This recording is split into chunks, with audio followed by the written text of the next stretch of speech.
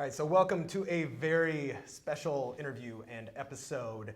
My name is Brad Costanzo. This is Bacon Wrapped Business. If by chance you are listening to the audio podcast only of this, I invite you to look in the show notes. You're going to see a link to a very special video episode of this. If you're watching on YouTube or Facebook or anywhere else, I'd like you to meet Rich Schefren here. This is a very special treat for me. As I talked to a guy that has been very influential for me in the past decade plus that I've been doing this. I think I stumbled across you back in 2008 when I first got into this world of online, or actually marketing. My entire business was sales in the past. And I've been a customer of yours, I've been a fan, I've been a follower. And in the past hour or so that we've been catching up and kicking it, just understanding some of the cool things that you have got going on right now, and some of these insights that are just really, not only remarkable, but very timely and important for, I think, all business owners to pay attention to. And I think in the first part of the way I would love this conversation to go is, I've got a bunch of fun personal things I'd just love to ask you. Just from going back through your body of work that has been some of the most influential parts on me. I'd love to just kind of revisit that. And then I'd like to start to go this whole idea of where the puck is going. One of the things, when I think about you, that I think you personify maybe more than most of the thought leaders that I've come across, there's that marketing formula of attention, interest, desire, and action, right? It's one of the oldest marketing formulas out there. More than anybody, you seem to have mastered the art of attention, interest, and desire. Grabbing attention, building interest, and generating that desire. And I know I, like most people, came across you first with the Internet Business Manifesto. And just how remarkable that was. And I know I've dissected that. I've bought your report writing workshop where you went into this. And I think more than anything, the things that I appreciate are the visceral responses I get reading your stuff, realizing that this guy is about to get my money and I don't care because I'm so intrigued by what he's doing, and I see him doing the magic trick and I'm still going to do it anyway. So I want to talk a little bit about the process of really grabbing that attention, building the interest and desire in the marketplace, because you've not only done it amazingly for yourself, but you've helped some other people do it. And I know I've tried to recreate it for myself, for some clients in the past, and there always seems to be some stuff missing. So that's one of the things I definitely want to talk to you about. But before I do that, I think I've told you this story in the past, and then I'll tell anybody else this, because I remember a very specific moment in May. I've got it in my email somewhere, but May of 2009, I was at an internet marketing seminar. And at the time, I had a little info product. It was just me and my business partner, and we were just slinging promotion after promotion. And I was standing next to a woman named Shelly Ellis, and I remember this really close. And I said, one of my biggest frustrations is I feel like I'm just playing the role of an entrepreneur. Like I'm calling myself an entrepreneur. I'm not. I'm working out of my underwear, trying to sell stuff to people online. This is not what an entrepreneur is. And the next day, I got an email from Rich Schefren. I was on your newsletter, and it said, "Are you, quote, playing business, Brad?" And I starred that, and I've sent that to other people because I just remember seeing it and realizing it after that subject line. I was like, whatever he's selling, I'm buying. And that was a really impactful moment, and I use that with some of my clients to go, this is what happens when you nail the customer's frustration perfectly in a way, like it's in their words, to where you take ownership of the places of their mind. Now, that's a big, long-winded introduction to that topic I want to talk about, because there's a lot of stuff to cover. But let's start there. Let's start that's easy, and it's fresh in my mind just because of what I watched this weekend. And definitely the other question about capturing attention also we can kind of dovetail into. But this weekend, something like this past weekend was a big UFC fight. Conor McGregor versus Cowboy Cerrone, and I'm a big UFC fan. And there's a concept that I've taught for years that is based on a quote that I can't tell who actually said it because it's been attributed to a lot of people. But during the promotion period before the fight, for people who follow UFC, like there's a story attached to Cowboy Cerrone about how he chokes under pressure of the big fight, like he never won the championship. And because of that, like there was a focus on would he rally or would he, kind of fall apart. And so they interviewed him about what it was like preparing for a fight, like the last hour before he got out, went out to fight. And he went into pretty vivid detail about how anxiety provoking it was, how his hands felt heavy, his legs felt heavy, and then there's more panic because like I got to be able to punch fast and kick fast and all this kind of stuff he was going into. And then it flashed back to the ESPN desk, and Chael Sonnen and another, like a world champion, was there, and they both were like, Bisping was there. So two guys who had won championships, fought in championships, and they both were like, oh my God, I thought I was the only one, right? Like they both had similar experiences, but all three, Cowboy, Chael, and Michael Bisping, all thought they were the only person to struggle with it. And the quote is, that which is most personal is most general. And what it's always meant to me is the things that people struggle with that they're least likely to share are the same things that everyone else is struggling with that are least likely to share. And so the first person who calls it out gets the benefit of that. And the benefit of that is that most people, most of the time, I know that's a lot of mosts, but most people most of the time feel misunderstood. And when we look at products, one of the easiest ways to kind of opt out of the product mentally is to say, this doesn't apply to me. Either because I've got pre-built-in excuses about like who I am as a person or whatever. And so being able to call out a reader or a viewer or what have you and make them feel like their problem is understood immediately prevents that mental opt-out, and also speaks to the solution being something that is directly for them, since it's talking to them in the first place, right? So what I've tried to do always is kind of look at the market as a group of people, right? Every market's a group of people that share a conflict, and that conflict is either a goal unattained or a problem unresolved. It's one or the other, or they wouldn't be in the market. And most people didn't join the market yesterday, so they've been trying to get this outcome or solve this problem for some period of time. And so I'm coming into the market, and they have a desire for this outcome, and they have a prescribed method that they're following that's not getting them that outcome. And so if I can come in and point to a couple of the problems that they're experiencing so that they feel, the reader, the viewer, whatever, feels understood, and at the same time, am taking those problems that I've just laid out and actually converting them more to symptoms of a deeper problem, right? Then these problems now become like just, they're not the thing to be attacked, although that's what's been done in the past. They're just a relic of a deeper problem that has not been addressed. And so, whether it was the Internet Business Manifesto making like the problems of the marketplace be defined as being an opportunity seeker, or, the entrepreneurial emergency, which was, the problem was that, you're not hitting your full potential and there's a constraint in the way.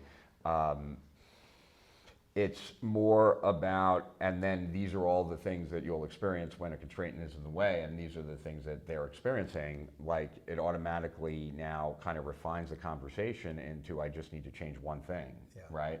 And ideally, that is the like, I'm coming in with a different belief, but than my prospect has. But the easiest belief to get someone to believe is that they're doing everything right but one thing wrong. And so the Internet Business Manifesto was like, hey, look, marketing's important. Marketing is probably the most important thing in business, but it's still in business, and you still need to understand business, even though marketing is the most important part of business. So you've learned marketing, but you haven't learned business. There's one piece left that once you do, you understand how to like make the puzzle work. So it's a lot about, like, it also, I would say, came about because I'm a horrible salesperson, as opposed, which has made me become a better marketer. Like when I had my hypnosis centers, the whole hypnosis center design of the clinics was designed so that I could optimize my selling, you could say, because like when people were in the waiting room, there was just books about how positive hypnosis was, books of testimonials, and then on TV was all the TV appearances that I was on, and I would close like 40% of the people that came into the office, whereas like the professional salespeople that sold would sell like 75%, like almost double what I sold.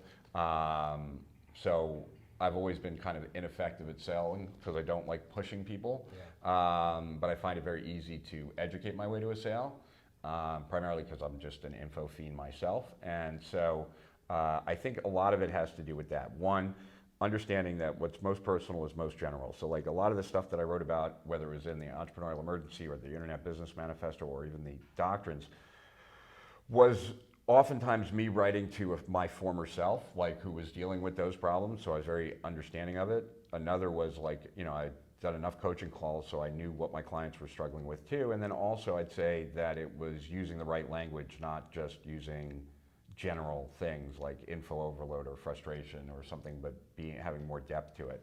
And I think when someone feels fully understood, that's happened so rarely, that it creates a tremendous momentum to purchase. And what I used to hear back all the time was that people would tell me that it felt like I was it felt like I was like standing over their shoulder, right? Like watching them. But what was true of all those things were those were all common experiences that most people were not aware that that everyone else had asked, or a lot of other people had asked the same question. Like when I was struggling online, like I really started wondering what's wrong with me, because I'd seen a lot of other people succeed and I was not, you know, when I was talking to Todd Brown 10 years ago about that, like, you know, he had that same thought, right? So it's like these kinds of thoughts, you don't necessarily go around sharing it, but those are the ones that, and you don't have to, as a marketer, you don't have to share, like, you know, I'm pretty confident in the Internet Business Manifesto. Nowhere in there did I say I was writing to my old self, like from 2 years prior or 3 years prior, but that's what I was doing, and I was very familiar with the feelings because I just felt them. So in that case, it's not like you, especially in that case, you didn't have, it's not like you had to do a bunch of customer research and all this, necessarily an empathy mapping, because you were the person. You just paid really close attention to the way you feel in those times, right? Yeah. That's one of the things I've tried to do, because, you know, like anybody, I'll go through those moments of, you know, existential despair, and I'm doing it all wrong, and this, that, and the other, something's not working out. And as a marketer, I understand my job. It's almost like an actor. Right? Like as an actor, you're supposed to go through these. Actually, I was watching a show on Netflix called The Kaminsky Method with what's his name? Married to Catherine Zeta-Jones, Michael Douglas. He's an acting teacher, and somebody's going through he's going through a moment of loss, and he goes, I realize it's my job to experience this moment in its fullness so that I can fully understand it and bring it out later. And I think as a marketer, especially if we're selling to stuff like our own thing. That it's imperative to go, all right, how do I feel right now? How can I use this as a tool to understand that other people are probably feeling like this, and not try to, because I think I know my gut reaction is to try to get out of that feeling, get out of that funk as quickly as possible. But sometimes I think if you stay in the funk long enough to get the nuances out of it, it can be really powerful fodder. Well, I would say that, like along those lines, like I think for me, what's helped me tremendously is, I guess, two things. One, I guess I'm a little egotistical regarding that if I'm experiencing something, my belief is other people are too. I don't feel like I'm alone on the planet. And then the other thing is that you don't have to dwell on it like a lot, but what you do have to do is make it clear that you're aware. And I think, like for me, keeping a journal has been for me, like, because I'm getting to express my emotions consistently, like I can go back to old journals to really see how I was feeling. But the other thing is that it's, in general, what I try and do is I pay very close attention to when things happen to me. And I'm always trying to understand because we all do this. Like we all like set ourselves up at certain times to believe like a certain purchase is going to change more than it could ever change, right? Like, or how do I feel having an older like Mac versus a newer Mac when someone like just paying attention to these little things, because at least for me, I've always felt like my own experience has been my best teacher. I've got lots of great mentors, but like when I look at my own results and based on what I did, like, and looking at those, I can learn more than anything else. And I would say that, for me, what's worked best has been paying attention to like when do I come across a product that I'm like, oh, I really want this, I really like, and then I'm trying to unpack why do I feel that way. And we lie to ourselves somewhat, but we can at least get access to it, and we can at least get access to when we feel that way, right? And really pay attention to that. And I think that everyone has their own different process, but for me, the hardest part of the whole equation is not so much that, but it's finding the solution that I fully believe in, because I have to like sell myself on the solution, right. Before I can ever effectively teach my way to that solution. Right. So then in that process, right. which as I said, I'm infinitely fascinated by, so you understand the core frustrations of the market and what they're going through, and you kind of have that so that it helps you build it.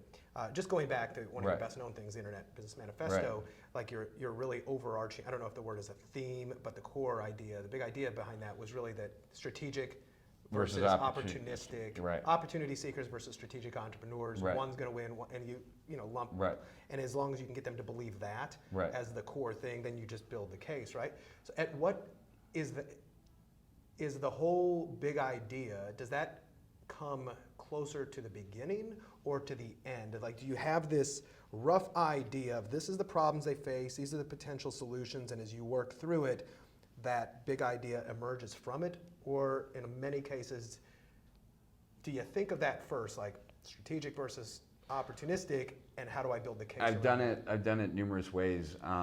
So like with the Internet Business Manifesto, the distinction between strategic and opportunistic was actually, I heard on a teleseminar. It was Paul Lemberg and Jay Abraham, and Jay Abraham mentioned strategy and tactics, and Paul Lemberg corrected him and said it's really the distinction between strategy and opportunism. And that was enough. Like, I heard that and I'm like, oh, I've never heard that before. That's really smart. That's really true. Like, and then my brain started racing. Like, the missing chapter, like, that was in response, because I wrote that like 2 weeks later, to the mistake that I thought most people were making, that I thought was pretty obvious, that you have to choose the right business for yourself. Like, just because there's a need in the market doesn't mean you're the best person to fill it. The final chapter was, how did I write that? That was more looking at where I thought things were going. And I also had a lot of knowledge I wanted to share, like what I had learned from Agora. The Attention Age Doctrine 1 and 2 were more about what I saw happening in the world. So I would say that not always, and I would say though that my best reports have always been focused more on the negative than the positive, more focused on the current context of like what's going on right now versus what may happen in the future.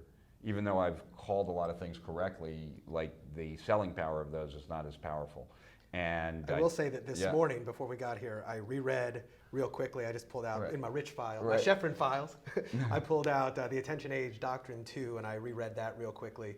That's probably the one I'm most proud of, as far as like the number of things I called right, because Facebook didn't exist what, then. 2008 maybe? Yeah. Facebook didn't exist then. You're like, learn how to use social media, get on it, learn how to use it right, capture attention, and do this. Well, and I'd say that, like, because I just recorded some other videos for this campaign that I'm sure we're going to talk about later. But one of the things I was talking about was that one of the things that I wrote about in the Attention Age Doctrine 2 that I strongly still recommend, and most people don't really, if they get it, they don't do it. I don't think they get it, is that what I said in the Attention Age Doctrine 2 is that your prospects are no longer just targets, they're going to be your best channel. And as like social media and these different platforms create walled gardens and really try and keep their visitors on their sites, and also give them a louder voice than a business does, because of fake news and all that kind of stuff, that really the best voice that you have, the best channel you have is other people. But I think that a lot of people confuse what I said, like prospects are no longer just targets, they're actually your best channel, with like a word of mouth campaign that their customers are like helping propagate to some level. And it's a very shallow perspective of what you're trying to say. Yeah, it's a very small amount, because like you're going to have 100 times or 50 times more prospects than you're going to have customers. And it's also a very different strategy. Like when you're going to your customers, it's, you know, more about, can you share how great we were with you or whatever. Not that you couldn't do other things, but that's how most people default to. Whereas when you're getting your prospects to share, you're really not, the idea of asking them a favor is kind of a strong thing. So you have to incentivize. And what I've always found is the best incentive is to give them something that, like a secret, that they so are anxious to share with other people that your message gets passed along that way, and some notoriety of what your creation was that caused that also kind of you know, hitches a ride onto that. So, well, and especially when you study what makes things go viral and why people share things, right. A big part of it is that by sharing it, if I'm sharing an idea, that if you give me this idea that strategy versus opportunity right. seekers is the winner, and I'm sharing that, that's in me piggybacking off of right. you, and it's a status elevator for me going, I right. believe this too, you should get it, and if you discover it through me, I get to hold on to it. So people love sharing things that right. they have these epiphanies on, and that's one of the, like you talk about these right. epiphanies and creating these revelations in somebody's mind. Like, don't tell them, yeah. cause them well, to... revelation before explanation. Yeah. And the idea there is that, like, and it, you know, when I wrote the Internet Business Manifesto, its success was a huge surprise to me. I thought like I would get like 10 or 12 clients. That's what I was hoping for like a 3-month period, and then I was going to go do this project with Agora, and you know, I ended up getting thousands. But there's when, ask me the question again so I make sure I'm answering it correctly. Well, I don't know how much of a question. Oh, revelation between yeah, explanation. Yeah. So for me, one of the things, like in the first report, like I don't know if it was conscious in the first report, but definitely became conscious over time. I generally sell things I fully believe in, and I don't sell them. I don't believe in them because I'm selling them. I believe them first, and then I sell them. Right. So I'm coming in with that strong of a belief, and that belief didn't happen for no reason. Something caused it. And so, like, in the marketplace, let's look at the manifesto for a second. Like, I came to the marketplace with a lot of business experience. My dad was a ruthless entrepreneur, witnessed that my whole life. I worked for Arthur Andersen and Andersen Consulting, and they taught me a lot about business. And I was an accounting major, and so I knew a lot about business. And but my marketplace did not. And so what I knew about business had led me to a conclusion that people online who wanted to make money should really understand how to build a business. Their experience had not led them to that conclusion. So part of marketing is, can I figure out like what led me to that conclusion, and can I create like an accelerated version of that experience through something where they come to the same realizations too. And that's always for me the starting point, because like, yeah, if I believe in this, there's a reason, and something led me to that belief, and if I can then lead my prospects through that same thing, a lot of them will come to the same belief. And on top of that, which I also wrote about in the Attention Age Doctrine, like people walking away from your material feeling like they got good value for their attention is critical if you want the next thing being read. But so that's how I would say, like, that's how I try and cause revelations, you could say, because obviously a revelation is them connecting the dots in their head before you have to say it. So revelation before explanation is, you go for them connecting the dots first, you then explain it after, so that you are still explaining it for the dumb people, so to speak, but the smart people who get it ahead of time, now you're just confirming what they already believe, not telling them something new. Right.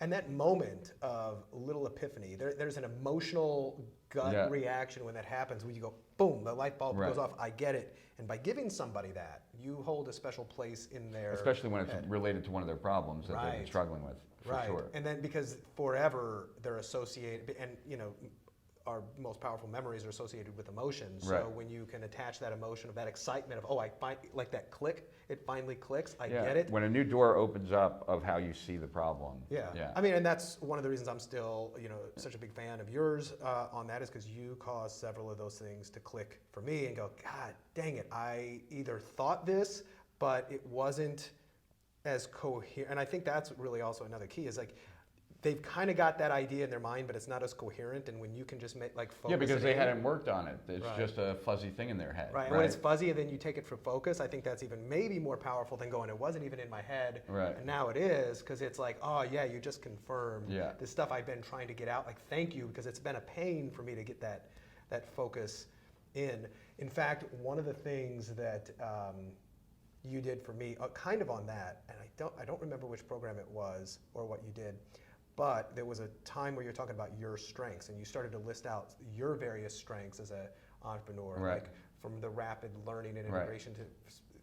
And I share a lot of those same strengths, and to me, it's always been somewhat hard to pin down, because a lot of them are the soft skills of and the way I think about things and the way I retain stuff and the way I integrate it. But it's been harder sometimes to put it into a really definitive specialty or value proposition to somebody. And it was really actually cathartic when I saw that your strengths I considered like a lot of the same as mine, and then I saw the stuff you were able to do with it. I was like, okay, cool, there's actually hope for me.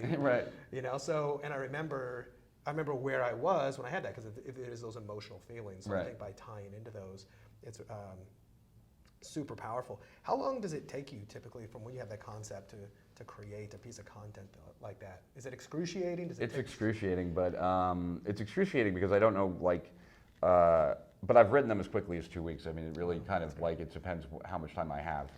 But I'm a perfectionist and a procrastinator and all that kind of stuff. And that does just like an ancillary point, because I don't know that we'll have time to really cover it in detail, but just something that I like strongly for like any entrepreneurial type podcast, I think is very important to say.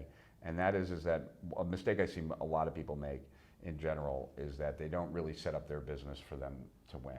And I think one of the things that makes me different in my own business, but then in the amount of people I've coached and the difference that they've made, is that I'm very cognizant of that most entrepreneurs make the mistake of putting their self-growth goals in front of their business success, because they believe in order for their business success to happen, they have to be a different person than who they are today. And self-change is really hard work. And I think that you should design a business for you to be successful today based on who you are today, not have to be someone different. So like I wrote all those reports, and all those reports sold the program, but every time that it sold the program, I delivered it live first. And I delivered it live first because it would never get finished. If I was left to my own devices, I would have a week in between delivering the content, and it didn't matter if I started the minute I finished delivering the content the week before or the day before. I never finished until 2 minutes before because of my own baggage, psychological baggage and shit. So, I did the same thing. And I'm not money motivated, and so someone has to be in a business where the business is going to make money. So I put in like really aggressive profit sharing. But so I was all the programs I ever rolled out, any big program, I did it live because I'm a procrastinator and I'm a perfectionist, and that forces you into just getting it done, because it would have never been done, and I would have never. So it's hard to say like how long a report would take me. It really depends on the timing of it. But do you engineer that urgency and that thing into life now, like because you know that you're a perfectionist and procrastinator? Do you like, that's my out? Like, if I do this, even though it's uncomfortable to do it because it won't be perfect and it has to be done now, but at least it gets done. Yes, I would say, but then I've done more. I do more stuff on a day-to-day basis that makes me more ready than maybe in the past. Also, total aside, but I'm a big believer in having a very functional capture method of ideas, and like of the good ideas you've had, of the ideas you've come across through reading and everything else, and having that at your disposal. You are segueing into the exact next thing I wanted to talk to perfectly. Okay, so the guy who's the best at that in the world, in my opinion, is a guy by the name of Tiago Fort. Okay. He created a course called Build Your Second Brain. Some of the things in there are really powerful, and he has a blog called Praxis. And I think I've heard of that. And some of his essays are great on there, and it was reading his essays that made me realize this guy knows the same stuff I do, but he's able to pull it together a lot better than I can. Yeah. Like, he was talking about learning and content, and then he's talking about theory constraints, all stuff I know really well, and I was like, wow, I would have never seen these connections, which made me very interested in his stuff, and I went on to study it. And yeah, so his course is called Build Your Second Brain, and it's all about outputting all your notes and everything you come across into Evernote or Notion or something like that. And then what he calls progressive summarization. And I could spend hours just talking about his stuff. Well, I remember I bought, what was it called? Rapid Learning Acceleration? I bought that years ago. Yeah. And I mean, it's been years, so I don't remember all the Yeah, details. This is interesting to me because ago. I'm a very, I don't consider myself a speed reader because I don't use a technique, although I've read stuff. I read a lot.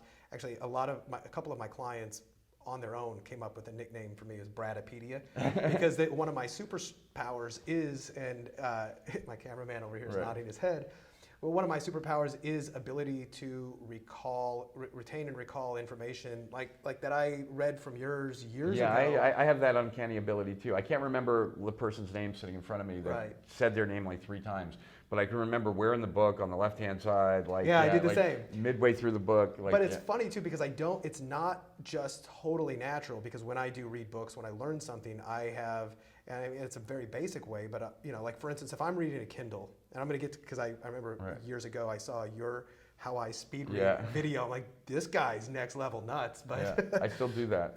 But yeah, so like I'll read a Kindle, and I like Kindle better than anything else because of the highlighting feature and the ability to go back through my highlights, because I'm reading for the stuff that is it highlightable or not. So it's very digital. Is this something I want to highlight? Is it fluff and anecdotal, or is it something I want to remember? And then I'll go back through and review it. And if it's a good enough book, I'll go back through on Workflowy, the expandable outline thing, and I'll take it all and I'll rebuild it, just the notes. And just by doing that, it seems to integrate it. But that's as far as I really go, with the exception of I sometimes annoy people because I may, like cameraman over here, Aaron, I may go, Aaron, come over. I did this to him the other night. I need to teach this to you. I need to go through it because it better integrates it for me. But that's my whole process. I'd love a little more insight on yours because I think yours probably makes mine look like I mean, I do the same thing that I covered in that video, except maybe now more of it's digital. I tend to read on 2 different devices. I tend to do all my reading on one device, an iPad. Yeah. I use a couple different programs. The first one I use if I want to go through a book relatively fast is an app called Voice Dream, like DREAM. And what Voice Dream does is it will read you the book while also pacing and you can't get ridiculously fast with that. You can go up to like 700 words a minute, but 700 words a minute would let you go through like a bookstore book, hardcover, like 300 pages in about under 2 hours. And so a lot of times when I'm working out on an elliptical machine, I'll first go through a book that way, go through it pretty fast. Then if it's worth reading, like I will then read it again. This time I'll highlight it. I over highlight because I tend to, I imagine I'm never going to look at the book again. So anything I do the good. Same, yeah. And then I'm also highlighting not only new material, but old material that is said a different way because I'm just anal like that because I'm trying to figure out the right way to say things. So I end up over highlighting. But now what I used to do is turn those highlights into then an ebook and a PDF and a Word doc, and a voice. And I still have those. But what I also do now is I put it into Evernote, and then I will review it again, and then I will just bold what is most important in everything that I've highlighted. Get the 80-20 of the 80-20 of the 80-20. And I keep doing that because I tend to. So the first time through is bolding it. The next time through I'm highlighting parts of what I bolded that are even more important than just the bold, until I have then the parts that I've highlighted and bolded. Of my highlights, I put those as bullet points at the top, and now I'm ready to write my own opinion, my own thoughts about it. And so I do that with Evernote with a lot of articles, like anything that I'm content comes to me. If it's something totally personal that I just want to read out of curiosity, I put that in Pocket. But if it's anything that I plan on ever talking about, on like anything related to anything that I talk about and interested in, it goes into Evernote. And I might read the article in Evernote and waste of time, I just delete it. But if there's anything valuable in it, I'm already bolding it. And are then you it's like already in using there. tags and keywords Tags and stuff like folders that? and stuff like that? That's where so I get lazy. Yeah. That's where I should, and I'm like, man, I've got so much in here. I have to end up relying on my memory more than I should. Yeah. Because if it ever goes, I'm kind of screwed. Yeah, and something is better than nothing, right? So like, even if you don't do it tagged that well, like over time, you know, because I'm keeping so much source material in it, I can find most notes because you can do like the more robust type searches. And long term, like I just wish I had everything that I ever studied in Evernote, because it'd make life a lot easier. Because generally what would happen when I wrote the reports was because I don't know if I ever answered your question. I had a lot of different ways to come up with the ideas. One way was looking at the problems of the marketplace and then just doing a root cause analysis. Yeah. Another way was to look at like sales letter in the industry and how would I present these as causing part of the problem as opposed to being part of the solution. Because like all the sales letters are saying they're part of the solution. What makes this part of the problem? It was just a good thinking exercise. Yeah. Sometimes I have like a solution, like theory of constraints. Okay, what does it solve? A constraint. How do I tie that back into the problems of the marketplace, right? I started a report and I finished it, but I never released it, Profit Hacks, primarily because I was doing that with a really good guy, Pete Williams, and we had a difference of opinion. I never had written a report where I wasn't an instrumental part of the product. And generally, when I was writing a report, if it took me in a new direction, I would just have it. That's where my research took me, right? Mm-hmm. So we didn't totally agree on the final conclusion, and I don't know what that is going into it. Yeah. So I would say that was I need it, which, you know, selling a live program after the fact makes it a lot easier too to be able to do that. It does. But yeah, that's the way I've always come about it, and it starts with the prospect in their day-to-day life and what is life like, and you know, can I use what they're experiencing? Can I use what they're noticing in the world around them? Because if you can shift the context, you can also get people to move, right? So yeah, a lot of different ways, and I've tried, but I was very unprepared and very not expecting what happened in the manifesto. I wrote 7 reports in 18 months, and the goal was to figure out what made them work. Yeah. And so I tried a lot of different things in those different reports, but the last one was my second most successful. Which was the last one? The Entrepreneurial Emergency. Oh yeah, okay. Which sold the Theory of Constraints course. Yeah. So that was that's my marketing. Nice. Yeah. So then actually this dovetails very nicely into some of the stuff you're working on now. So in being so I guess prolific in paying attention to what's going on and reading, probably I guarantee you're probably reading all types of things, from disparate ideas to like everything from AI to probably, you know, personal development to, you know, everything. I'm kind of like that myself, just very polymath interests. There's a great book I read called one's called How to Be Everything. As a book, you know, because he's like, hey, for all you people who are just driving yourself crazy because you can't, here's how to be everything. Another one is refuse to choose. Like, you don't actually have to choose just one path. Like, you can actually satisfy all your different desires and interests. But I agree with those philosophies if you then take all that and then choose. Like, you know, you have to focus where you're going to apply that knowledge. Well, and that's what I like, is I like reading all that stuff and trying to find what is that common thread. And that common thread that, you know, that my, I guess, life's mission or business mission, for lack of a better, you know, really concept, is really just to help, especially entrepreneurs and business people, just get clarity and confidence and help just increase their ability to get things done, right? So it's like, if I can pull from these other areas and it can coalesce into just a better message that helps people understand their business, their life, their world around them, then I like that. It's a very similar thing. Rewarding. Yeah, and then so you notice things probably quicker than a lot of people do. I mean, you've predicted multiple trends, you've gotten ahead of them, and I know that in marketing, a very and especially with I think your theory is that this concept of an inciting incident or something happened, like pay attention to this. That's one way to get attention. Sure. And I noticed you actually just caught one the other day. I'm on your newsletter list, and I had seen it, and then you talked about it, which was how Google is getting rid of third-party cookies, and how like it's going to cause a big ruckus in the world of online marketing. Nobody knows exactly how or what the site is, but I know you've been paying attention to a lot of the things that especially big tech has been doing and how it's been changing. So this is really where now we're transitioning to what's now. Yeah, what's now? Because we've talked about all your past. Yeah, I would say that the last thing just about the past, and we don't need to spend a lot of time on it, is just a perspective that like I think most people think of business as like a marathon. You know, I don't think of it as a marathon, and that could be because I have ADD and whatever. But I tend to think of it as a series of sprints. Yeah. And so each campaign, when I'm about to launch a campaign, I need to like amp it up a little bit. But the good news is that I'm a sprinter competing over short periods of time with marathon runners, right? And so it's easy to rise above the clutter when you can go, all out, and like, this is a 30-day, 60-day, 90-day slog or whatever it is, but like you could be in an intensity that no one else can be at because it's going to, you're going to reap the rewards. And so I've always tried to start campaigns with that like initial sprint of like, commanding attention.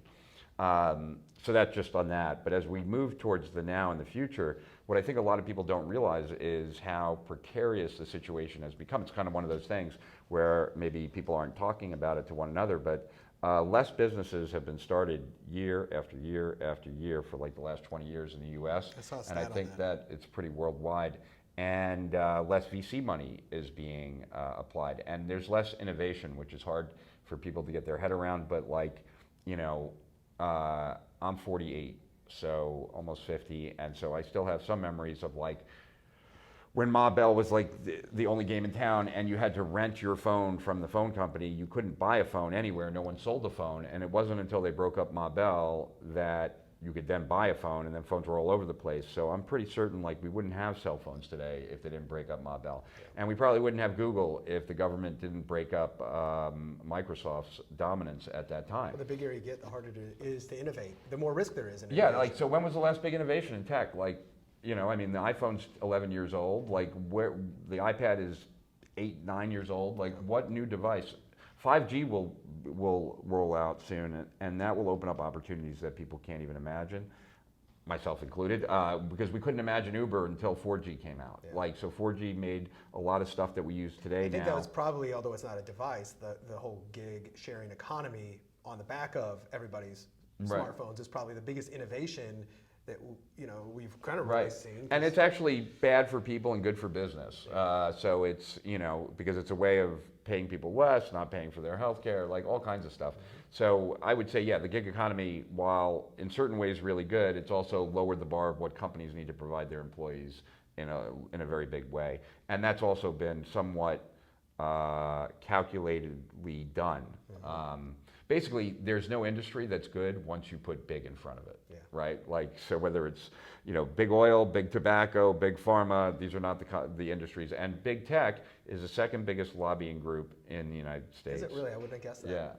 Yeah. They've changed a lot of laws that make it okay for them to scrape content and put it on their site. They were afraid when Napster got caught that they would have the same thing. So and you mentioned that, just to go detail, like we were talking about it offline with Google. Yeah, like now Google sends more than, like the whole original idea of a search engine was we're going to scrape the world's content, people will come to our site and they'll find the content they want and then they'll go there. Yeah. So ours was just a the search engine was stopping hole. Now Google sees it as a walled garden and they don't want people to leave unless they're paying them.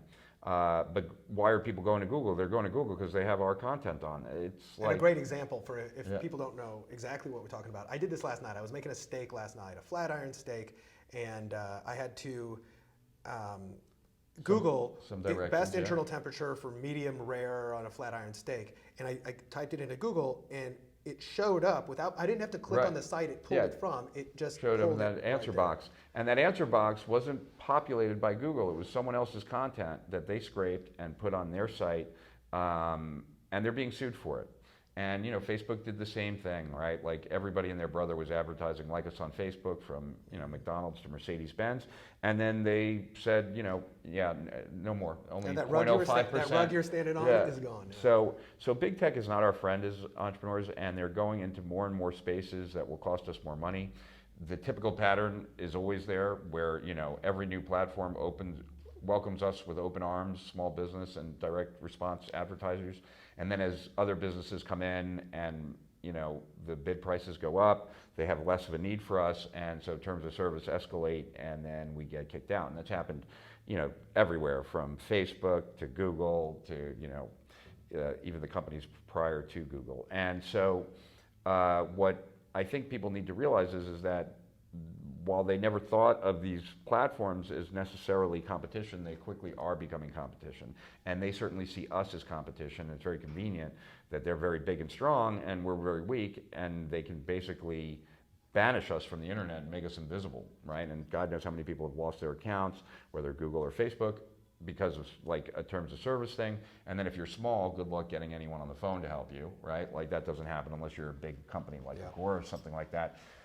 So, about 2 years ago, Agora bought my company after I'd taken a bunch of years off, and they wanted me to help them with the platforms. And at first I was studying a lot of AI and data because I thought maybe that would be the solution. But, with what Google just did about, getting rid of cookies in the next 2 years with the Chrome browser, which is 66% of the browser usage, that's a big deal. And that is going to change the whole data environment. And it's really like Google and Facebook, Google in this particular case is kind of like pulling the ladder up behind them. And just so, like, at least my audience understands it even more. So one of the things, like, the whole, in layman's terms, like, so if you are, like, if you've got a Facebook pixel on my site, right? If I got a Facebook pixel on Bacon Wrap Business, so when you come there, I can cookie you and then follow you around with all my ads. That's not going to work. Is that correct? Or it depends. It depends. It depends, and like a lot of those kind of details are not fully shaken out yet. Now, will you be able to retarget people who have come to your page with a Facebook pixel on your page on Facebook? Possibly. Yeah. There are other ways to do it, like an identity graph. But I don't know, but the whole industry as of right now relies on cookies. Retargeting relies on cookies. The ability to use programmatic advertising relies on cookies. The programmatic advertising is huge. It's a huge industry. And it's the reason, but cookies are why you can go to Amazon and on a web browser and you're pre-logged in, like that goes away. But Google doesn't, any company that has the majority of people in the world signing into their platform from every device that they have doesn't really need cookies. Yeah. They have, they know every device ID. They know my TV's device IDs because of YouTube, right? They know my iPhone, my iPad, and my computer based on logins.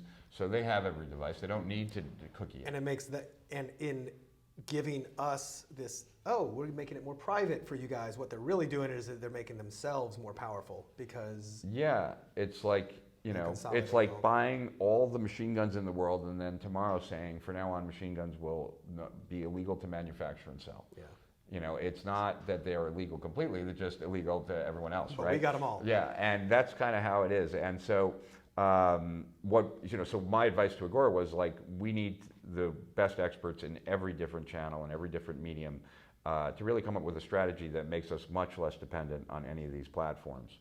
And they agreed, and so that's what we did. And we want, at some point then it occurred to us, we might as well do this for the whole internet marketing community, especially since I don't want to see it go away. I was there towards the very beginning of it and helped it grow. And even I've had businesses that I've sold that then other people ran into the ground, and it was sad to see. Same with the market. I don't want to see this market disappear. I've had the same thing happen to me, and I've also bought a business and ran it into the ground. Yeah. I'm sure that guy. I have a friend who sold a business for a ton of money to Beatrice back in the old days, and then Beatrice ran it into the ground. I think he bought it. They bought it from him for $60 million. He was able to buy it back for $3 million 10 years later. rebuilt it back up to like a $50 million business and sold it. Not my story, but anyway, yeah. So if we're going to help Agora, we might as well help everyone else. And I have a special attachment to this market, especially because I never thought I'd be as successful as I am. And so we're doing a 24-hour live stream on February 19th. That will be epic. It will be from 7 p.m. on February 19th. I believe that's a Wednesday till Thursday, February 20th at 7 p.m. So we're going to go 24 hours, and the guest list is really like the people that you most want to learn from. So it's Russell Brunson, it's of ClickFunnels. Who's that? Yeah, Ryan Dice and Roland Frazier of Digital Marketer, Mike Filsain, Jeff Walker, Todd Brown, Anik Singhal, Neil Patel, James Von Elswick, drawing a blank for a second, Mike Dillard. Yeah. There's about 30 or 40 people so far. We're broadcasting out of Mark Ford's private cigar bar, and we're going to be doing a lot of fun stuff in the background too. And yeah, and it's a way to really, all of us are going to be teaching our winning strategies currently that are working now to make 2020 your best year yet, and to make the decade of 2020 your best decade, even though you're entering into a hostile environment with these big tech platforms. And recognizing that and building a business that benefits off these platforms but is not totally reliant on these platforms, so that you still have the freedom that you want but also are protected, is the outcome that I want for everyone who comes on the live stream. Are there any strategies overall that you think people should really start to be focusing on right now to either help insulate themselves from some of these dangers, or capitalize on some really big opportunities that you do see, because it's not all doom and gloom? Well, one thing I would say for sure is that I would love to see more businesses do more partnering. Yeah. For sure. I see it done all the time at Agora, and to the point that sometimes the best answer to a complex question is just find a partner. And what I mean by that is like, so Katie Vogel, who works in the same division that I work in, I have mad respect for her, and she's a great media buyer. I would say I'm more strategic than she is. She's a much better media buyer than I am. We both, like, a problem came to both of us at the same time, and it was like, we need to get the average lead like bumped up by like $1.50 to make this whole campaign work, or something like that. And me being the marketer that I am, I'm like, okay, well, let me look at the funnel. Let me see where we can like, optimize and tweak stuff and really like ratchet it up in that way. I'm like, I need to look at it overnight and I'll have an answer for you tomorrow, right? Kind of thing. Katie's like, we can just get another division or an outside company to go halvesies with us on the lead, right? And like, they'll put in $2 and then like, we'll give them the lead, on a CPA basis. And we're good to go. And that's a much better answer, actually. Like, not that the funnel shouldn't be looked at, but like, as far as speed goes, easier, And so I think that like, prior to my like leaving the market for a while, the market was very partner focused, you could say, right? Overly focused, per se. Everybody was just promoting. And prior to Facebook, there was a really good reason for that, because like, it was very hard to buy AdWords for businesses like ours. Like, Facebook was the first way that we could actually target people based on who they were. Accidental discovery was super hard. Like now, like social media has made, like I'm just browsing around and it put it in front of me. Before you had to get it in front of search terms. Right, and someone typing in make money online is way too green. Like, they're gonna believe stuff that I have no time to dispel those dreams. And then, someone who's typing in Infusionsoft is now at that time looking for Infusionsoft. They're not looking for, so Facebook opened up a lot of doors, but I think people like kind of abandoned their partnership type stuff. And I think nowadays, while it shouldn't go back to maybe as crazy as it was in the past. Incestuous it was. But I think that every business wants to have 3, 4, 5 partners in complementary types businesses that are also growing through outside traffic, so that they're all contributing to a bigger pie of those companies. And actually, in the final chapter, when I wrote about it, that was one of the big differences between the U.S. direct response companies and the ones in the rest of the world. The ones in the U.S., the reason they got big was because they rented their list back and forth. Nowhere else in the world did they do that, and because of that, a company could expand the market, then go out of business and the market goes back to its original size, as opposed to if everybody's renting lists, the market keeps growing, right? So I think having some partnerships, not just for maybe lead gen, but also for, for back end, but also for customer acquisition is important. I'd also say that people should start thinking about some of the stuff we were talking about earlier, because I believe, I'm certain of this is not even a belief.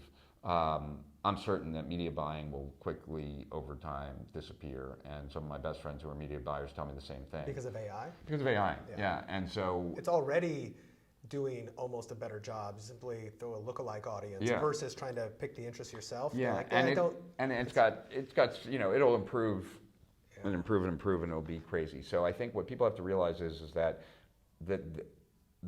type of media buying was almost like an anomaly in a way, kind of. It's not true marketing, and what I mean by that is that that's almost more like advertising, and advertising is a part of marketing, but it's not marketing. So when you're going out into people who are already prospects and trying to get them to buy, I really consider that, just my terms really, that's chasing demand. There's demand out there, let's get our ad out in front of it. And look, people have built billion-dollar companies chasing demand. There's absolutely nothing wrong with chasing demand. But online, chasing demand is what is going to be automated by AI. Yeah. Like, put our ads in front of the people that are most likely to respond, most likely to buy. Whereas marketing has always been, at least from my perspective, like helping prospects value your product, however that happens, right? And so creating demand is about that. And I don't believe creating demand is anything that based on, and I've read a lot about AI and data, like I don't see that being a skill that AI is going to pick up anytime in the short term. So understanding how to create demand, how to take prospects through more of a process, so starting earlier in the customer journey, but where therefore you have more say in the buying criteria and stuff like that. That's why I started this whole interview with that whole concept. Yeah. That's what I find is a harder to replace skill, very valuable, right. It can be used regardless of the medium. Yeah, it can be used anywhere, but then some obvious stuff, people should be downloading their data from analytics, from their Facebook account, from their Google account, because if they ever lose their accounts, all that data disappears. They should be keeping all the data that they can on their customers, on their web logs, everything. It's all going to be useful later on. Mm-hmm. And then I would say making sure that you can move fast and seize upon the opportunities that open as they relate to your business, not something totally opportunistic, but seizing on the opportunities fast. And that requires having a few really good sources. And I think that at least when I left the market was more defined and there were clearly market leaders, and I think nowadays the market is so big and so fractured and there's so many people pretending to be experts that it's hard to kind of separate the real from the fake. Mm-hmm. And so people need to spend more time on the front side vetting who they're getting advice from, and has their advice proven out, do they have a track record, those kinds of things. So those would be some, and obviously there's more. So are you saying that if I run across somebody on Instagram right. in front of a Maserati right. who says they're an entrepreneur and can give me advice, that is not all the criteria that I need? No, that's not all the criteria you need, nor if you rent an Airbnb and record a video in front of your house for the day.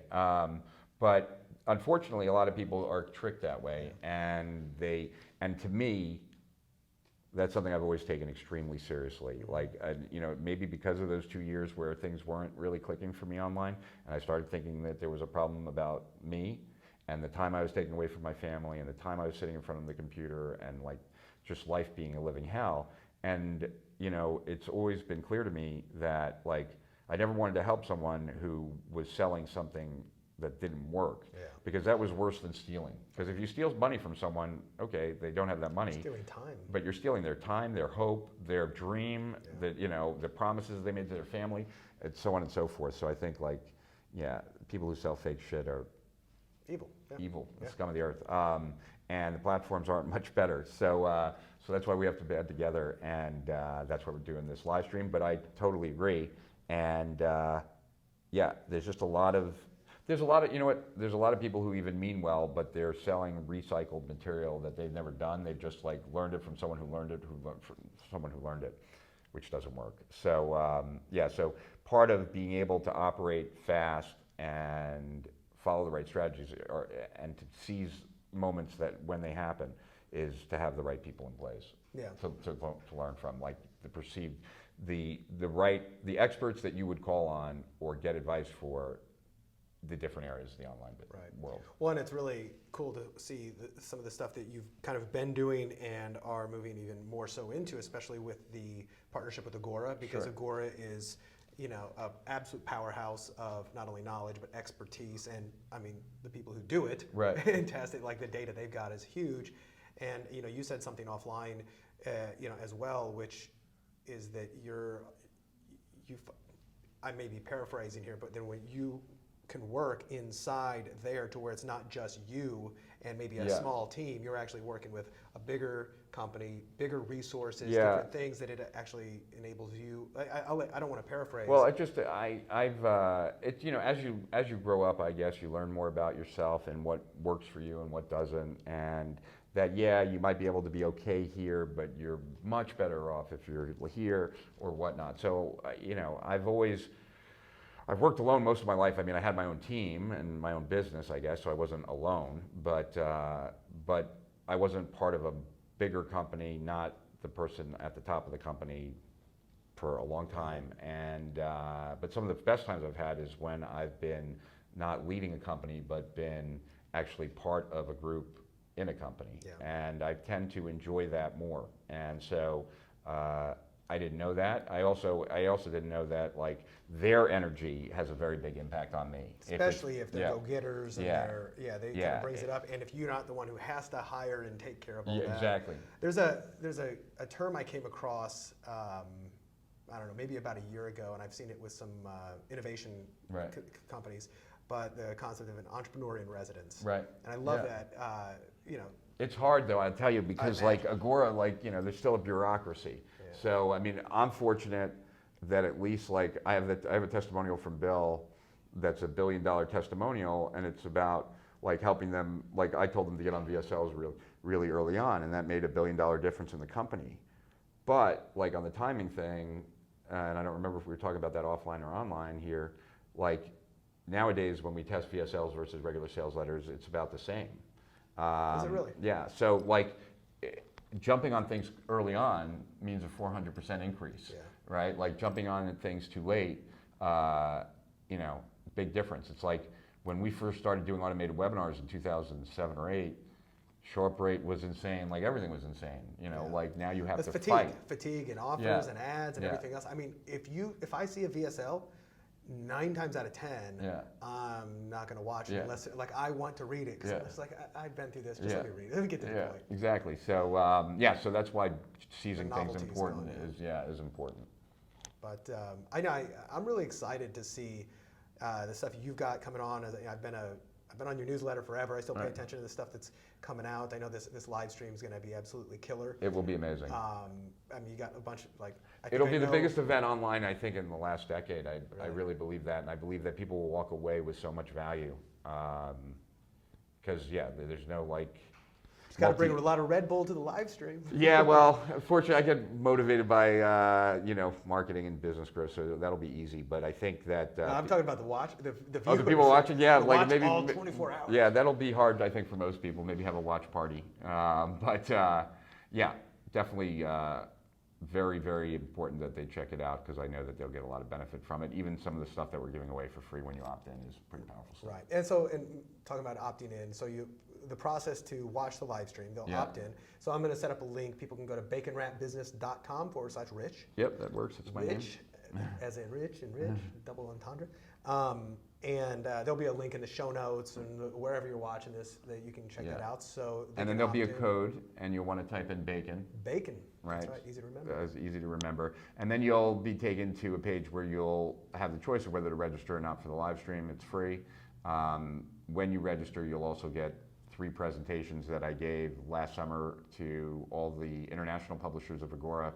The first presentation was how to increase conversion, 13 ways to increase conversion rate without changing a word of copy, 11 ways, the second presentation was like 11 ways to increase cart value, and the third one was VSLs, webinars, and other stealth methods of selling. And then all they have to do is mark their calendar for the 19th and show up at 7 p.m. I can't wait. You know, Cool. the only thing that I'm bummed about is I'm flying out. I think I'm flying out on the morning of the 20th, flying to Austin. So I'm going to be able to watch a little bit that night. Yeah, you'll be able to watch it before you get on the plane, and if there's Wi-Fi on the plane, there you go. we'll be on every channel, that's for sure. Yeah, that'll be fun. Very well, cool. Rich, I can't thank you enough for stopping by today, and it's been a pleasure. Yeah, my pleasure, man. To sit with you for this Good long. talking to you. Yeah, and I mean, to anybody listening, to anybody watching, I think if you're one of my fans, hopefully you are, and you like the things that I have to say, this is one of the guys that I've learned a lot from vicariously, just from buying his stuff, reading his stuff, paying attention, and now getting to sit with him and talk about this.